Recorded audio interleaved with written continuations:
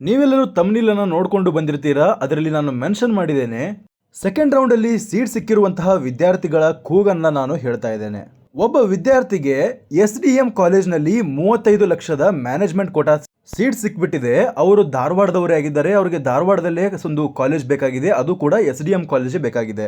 ಅವರು ಆ ಕಾಲೇಜ್ನಲ್ಲಿರುವಂತಹ government seat, private seat, ಅದಾದಮೇಲೆ ಮ್ಯಾನೇಜ್ಮೆಂಟ್ ಕೋಟಾದ ಸೀಟನ್ನು ಸೆಕೆಂಡ್ ರೌಂಡಲ್ಲಿ ಹಾಕೊಂಡಿದ್ರು. ಸೆಕೆಂಡ್ ರೌಂಡಲ್ಲಿ ಅವರಿಗೆ ಸಿಕ್ಬಿಟ್ಟಿದೆ ಮ್ಯಾನೇಜ್ಮೆಂಟ್ ಕೋಟಾ. ಅವರಿಗೆ ಸ್ವಲ್ಪದರಲ್ಲಿ 20 ಲಕ್ಷದ ಫೀ ಸ್ಟ್ರಕ್ಚರ್ ಇರುವಂತಹ SDM ಪ್ರೈವೇಟ್ ಸೀಟ್ ಸಿಗಬೇಕಾಗಿತ್ತು, ಅದು ಸಿಕ್ಕಿಲ್ಲ. ಆದರೆ ಮಾಪಪ್ ರೌಂಡ್ನ ಒಂದು ಸೀಟ್ ಮ್ಯಾಟ್ರಿಕ್ಸ್ ಅನ್ನು ನೋಡ್ತಾರೆ, ಅದರಲ್ಲಿ SDM ಕಾಲೇಜ್ನಲ್ಲಿ ಸೀಟ್ ಉಳಿದು ಬಿಟ್ಟಿದೆ. ಅದು ತಮಗೆ ಅಲಾಟ್ ಆಗ್ತಿತ್ತು, ಬಟ್ ಬೇರೆಯವರಿಗೆ ಈಗ ಅಲಾಟ್ ಆಗ್ತದೆ. ತಾವು 35 ಲಕ್ಷವನ್ನು ಕೊಟ್ಟು SDM ಕಾಲೇಜ್ಗೆ ಹೋಗಿ ಜಾಯ್ನ್ ಆಗಬೇಕಾಗಿದೆ. ಅವರು ಏನಂತ ಕೇಳ್ತಿದ್ದಾರೆ ಅಂದರೆ, ಬಹುತೇಕ ಬಹಳಷ್ಟು ರಾಜ್ಯಗಳಲ್ಲಿ ಅಷ್ಟೇ ಅಲ್ಲದೆ MCCಯಲ್ಲಿ ಕೂಡ ಥರ್ಡ್ ರೌಂಡ್ಗೆ ಅಪ್ಗ್ರೇಡೇಷನ್ ಅನ್ನು ಕೊಡ್ತಾರೆ. ಇದು ನಮಗೆ, ಆದರೆ ಕರ್ನಾಟಕದಲ್ಲಿ KA ಥರ್ಡ್ ರೌಂಡ್ಗೆ ಅಪ್ಗ್ರೇಡೇಷನ್ ಅನ್ನು ಯಾಕೆ ಕೊಡ್ತಾ ಇಲ್ಲ?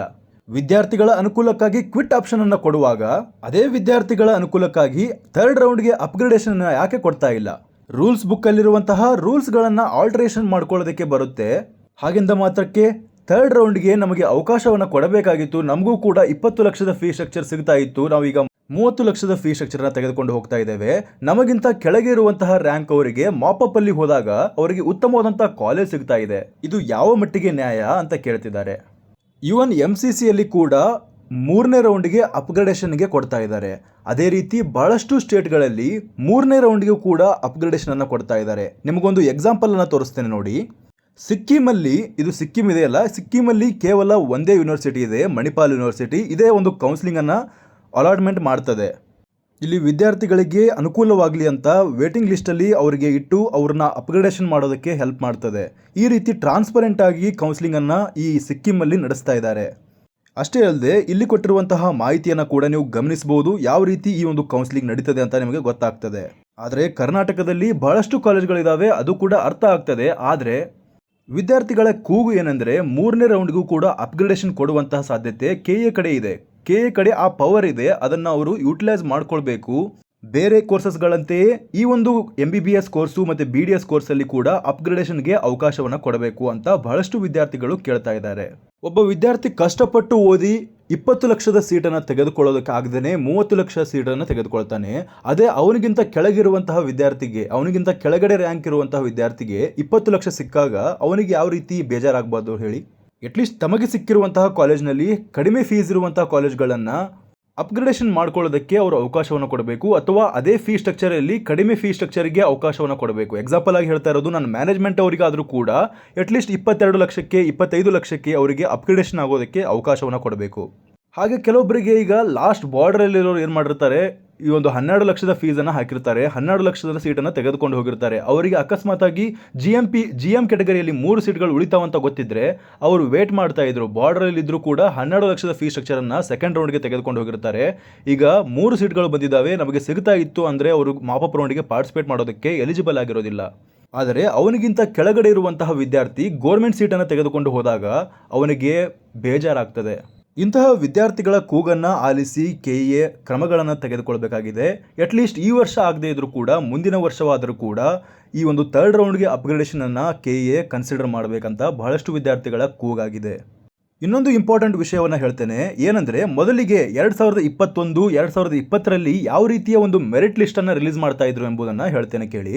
ಇದನ್ನು ರಿಲೀಸ್ ಮಾಡಿದ್ದು ಕೂಡ KA ರಿಲೀಸ್ ಮಾಡಿತ್ತು. ಆವಾಗ ನೀಟ್ ಸ್ಕೋರ್, ನೀಟ್ ಮಾರ್ಕ್ಸು ಮತ್ತು ಅವರ ಕೆಟಗರಿಗಳು ಯಾವ್ದು ಬರ್ತವೆ, father name, mother name, category, class, ಅಷ್ಟೇ ಅಲ್ಲದೆ ಎಲ್ಲ ರೀತಿಯ ರಿಸರ್ವೇಷನ್ಗಳು ಯಾವ ಬರ್ತವೆ, ಸ್ಪೆಷಲ್ ರಿಸರ್ವೇಷನ್ ಯಾವ್ದು ಬರ್ತವೆ, ಅವರ ಇನ್ಕಮ್ ಎಷ್ಟಿದೆ, ಎಲ್ಲವನ್ನ ಕೂಡ ಈ ರೀತಿ ಒಂದು ಲಿಸ್ಟಲ್ಲಿ ಬಿಡ್ತಾ ಇದ್ರು.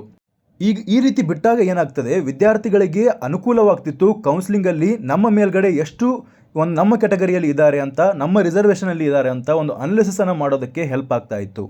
ಅಷ್ಟೇ ಅಲ್ಲದೆ ನಮಗೆಲ್ಲರೂ ಗೊತ್ತೇ ಇದೆ, ಎಲೆಕ್ಷನಲ್ಲಿ ಹೇಗೆ ನಮಗೆ ವೋಟಿಂಗ್ ಲಿಸ್ಟನ್ನು ಬಿಡ್ತಾರೆ, ಅದೇ ರೀತಿಯಲ್ಲಿ ಈ ಒಂದು ಮೆರಿಟ್ ಲಿಸ್ಟನ್ನು ಬಿಟ್ಟಾಗ ವಿದ್ಯಾರ್ಥಿಗಳಿಗೆ ಅನುಕೂಲವಾಗುತ್ತೆ. ಎಷ್ಟು ಜನ ನಮ್ಮ ಮೇಲ್ಗಡೆ ನಮ್ಮ ಕೆಟಗರಿಗಳಲ್ಲಿದ್ದಾರೆ ಅನ್ನೋದು ಅವರಿಗೆ ಅರ್ಥವಾಗಿ ಸೀಟ್ಗಳು ಎಷ್ಟಿದ್ದಾವೆ, ನಮ್ಮ ಮೇಲೆ ಎಷ್ಟು ಕಾಂಪಿಟೇಟರ್ಸ್ಗಳಿದ್ದಾರೆ ಎಂಬುದು ಕೂಡ ಅನಾಲಿಸಿಸ್ ಮಾಡೋದಕ್ಕೆ ಹೆಲ್ಪ್ ಆಗ್ತಾ ಇತ್ತು.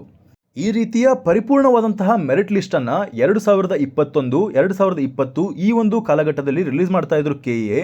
ಆದರೆ ಈಗಿನ ಕೆಲವೊಂದು ವರ್ಷಗಳಲ್ಲಿ ಈ ರೀತಿಯ ಮೆರಿಟ್ ಲಿಸ್ಟನ್ನು ಬಿಡುವಂತಹ ಸಾಧ್ಯತೆ ಕಡಿಮೆ ಆಗಿಬಿಟ್ಟಿದೆ. ಅಷ್ಟೇ ಅಲ್ಲದೆ ಬೇರೆ ಬೇರೆ ಸ್ಟೇಟ್ಗಳಲ್ಲಿ ತಮ್ಮದೇ ಆದಂತಹ ಮೆರಿಟ್ ಲಿಸ್ಟನ್ನು ಮೊದಲಿಗೆ ರಿಲೀಸ್ ಮಾಡ್ತಾರೆ. ಆ ಮೆರಿಟ್ ಲಿಸ್ಟಲ್ಲಿ ಇದೇ ಥರದ ಎಲ್ಲ ರಿಸರ್ವೇಷನ್ಗಳು ಮತ್ತು ಆ ವಿದ್ಯಾರ್ಥಿಗಳ ಹೆಸರು ಎಲ್ಲವೂ ಕೂಡ ಮೆನ್ಷನ್ ಮಾಡಿರ್ತಾರೆ. ಅದು ಟ್ರಾನ್ಸ್ಪರೆಂಟ್ ಆಗಿ ಪೂರ್ತಿಯಾಗಿ ಒಂದು ಕೌನ್ಸಿಲಿಂಗನ್ನು ನಡೆಸ್ತಾ ಇದ್ದಾರೆ. KE ಅವರು ಕೂಡ ಒಂದು ಟ್ರಾನ್ಸ್ಪರೆಂಟ್ ಆಗಿ ನಡೆಸ್ತಾ ಇದ್ದಾರೆ. ಅವರು ಕೂಡ ಅಲಾಟ್ಮೆಂಟ್ ಲಿಸ್ಟನ್ನು ರಿಲೀಸ್ ಮಾಡ್ತಾರೆ. ಪ್ರತಿಯೊಂದು ಅಲಾಟ್ಮೆಂಟ್, ಪ್ರತಿಯೊಂದು ಸೀಟ್ಗಳಿಗೆ ಯಾವ ರೀತಿ ಅಲಾಟ್ಮೆಂಟ್ ಆಗಿದೆ, ಯಾವ ಕೆಟಗರಿಲಿ ಅಲಾಟ್ಮೆಂಟ್ ಆಗಿದೆ ಎಲ್ಲವನ್ನ ರಿಲೀಸ್ ಮಾಡ್ತಾರೆ. ಅವರು ಕೂಡ ಟ್ರಾನ್ಸ್ಪರೆಂಟ್ ಆಗಿ ರಿಲೀಸ್ ಮಾಡ್ತಾ ಇದ್ದಾರೆ. ಆದರೆ ಈ ಒಂದು ಮೆರಿಟ್ ಲಿಸ್ಟನ್ನು ಪರ್ಫೆಕ್ಟಾಗಿ ಬಿಟ್ಟರೆ ಭಾಳಷ್ಟು ವಿದ್ಯಾರ್ಥಿಗಳಿಗೆ ಅನುಕೂಲವಾಗಲಿದೆ. ಇದು ನಾನು ಹೇಳ್ತಾ ಇರೋದಲ್ಲ, ವಿದ್ಯಾರ್ಥಿಗಳ ಕೂಗನ್ನು ನಾನು ನಿಮ್ಮ ಮುಂದೆ ಹೇಳ್ತಾ ಇರೋದು. ಇವರು ಕೇಳ್ತಾ ಇರುವಂತಹ ಮಾಹಿತಿ, ಒಂದನೇದು ಮೆರಿಟ್ ಲಿಸ್ಟ್, ಎರಡನೇದು 3ನೇ ರೌಂಡಿಗೆ ಅಪ್ಗ್ರೇಡೇಷನ್ಗೆ ಅವಕಾಶ ಕೊಡಿ MBBS ಮತ್ತು BDSಗೆ. ಅಟ್ಲೀಸ್ಟ್ MCC ಅವರ ರೂಲ್ಸ್ ಆದರೂ ಆ ಥರ ಇದೆಯಲ್ಲ ಅಪ್ಗ್ರೇಡೇಷನ್ಗೆ. ಮತ್ತು ಇವನ್ ಸುಪ್ರೀಂ ಕೋರ್ಟ್ ಕೂಡ ಈ ಅಪ್ಗ್ರೇಡೇಷನ್ಗೆ 3rd ರೌಂಡ್ಗೆ ಅಂತ ಹೇಳಿದೆ, ಅಪ್ಗ್ರೇಡೇಷನ್ ಕೊಡಬೇಕಂತ ಹೇಳಿದೆ. ಆದ್ದರಿಂದ ಇದನ್ನು ನೆಕ್ಸ್ಟ್ ಇಯರ್ಗಾದರೂ ಫಾಲೋ ಮಾಡಲಿ ಅಂತ KEಯಲ್ಲಿ ಮನವಿ ಮಾಡ್ತಾ ಇದ್ದಾರೆ ವಿದ್ಯಾರ್ಥಿಗಳು. ಈ ಎರಡು ವಿದ್ಯಾರ್ಥಿಗಳ ಕೂಗನ್ನು ಎಷ್ಟರ ಮಟ್ಟಿಗೆ ಪಾಲಿಸ್ತಾರೆ KE ಅವರು ನೆಕ್ಸ್ಟ್ ಇಯರು, ಅಥವಾ ಇದೇ ವರ್ಷಕ್ಕೆ ಆದರೆ ಈ ಒಂದು 3rd ರೌಂಡ್ಗೆ ಅಪ್ಗ್ರೇಡೇಷನ್ಗೆ ಕೊಡ್ತಾರೆ ಅನ್ನೋದನ್ನು ಕಾಯ್ದು ನೋಡಬೇಕಾಗಿದೆ. ಇದಿಷ್ಟಾಗಿತ್ತು ಈವರೆಗಿನ ವಿಷಯ. ಈ ವಿಷಯ ನಿಮಗೆ ಇಷ್ಟವಾಗಿದ್ದರೆ ಚಾನಲ್ನ ಸಬ್ಸ್ಕ್ರೈಬ್ ಮಾಡ್ಕೊಳ್ಳಿ, ಹಾಗೆ ನಿಮ್ಮ ಫ್ರೆಂಡ್ಸ್ಗಳಿಗೂ ಈ ವಿಷಯವನ್ನು ಶೇರ್ ಮಾಡಿ. ಧನ್ಯವಾದಗಳು.